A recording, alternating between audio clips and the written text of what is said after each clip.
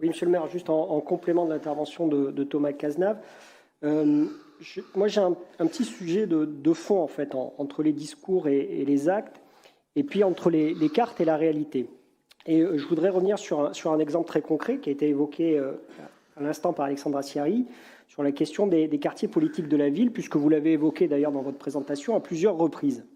Vous aviez d'ailleurs un constat assez juste après le drame des Aubiers sur la nécessité d'une reconquête de ces quartiers, où il faut dire qu'ils ont été abandonnés trop souvent des politiques publiques, nationales ou locales, et d'ailleurs par les différentes majorités.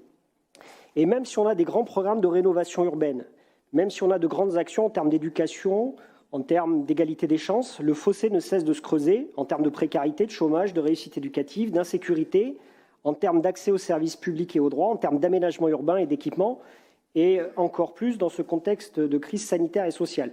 Vous aviez d'ailleurs porté cette ambition en nommant une adjointe en charge de ce dossier. Vous aviez promis d'en faire un axe fort de votre mandature. Alors, je pensais trouver à la lecture de votre projet cette ambition se matérialiser concrètement. Et malgré quelques allusions en préambule, je reste malheureusement sur ma faim. Et je pense que ce seront d'abord les habitants de ces quartiers qui vont rester sur leur faim.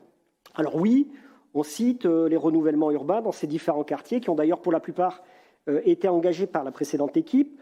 On voit ici et là la création d'une école, d'une crèche, la rénovation d'une piscine ou d'un équipement sportif, la création d'une micro-forêt ou encore l'expérimentation du dispositif territoire zéro chômeur de longue durée, dont vous faites, à vous lire, l'alpha et l'oméga de la résolution du chômage dans ces quartiers.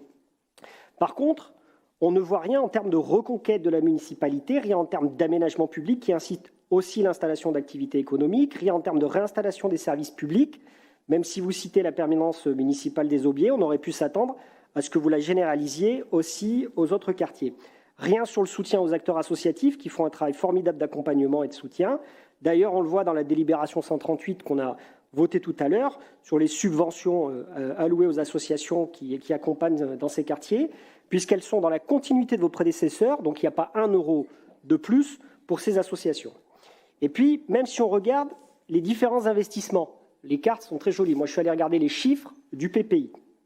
Si on compte votre contribution aux programmes qui sont liés au renouvellement urbain, on arrive à un ratio de 7%. 7% d'investissement pour les projets dans ces quartiers durant toute la mandature. Alors oui, en lisant votre projet de mandature, je me demande si on aura un vrai rattrapage, une vraie volonté de raccrocher ces quartiers au reste de la ville, ou si finalement on sera dans la continuité d'une ville à 2 vitesses.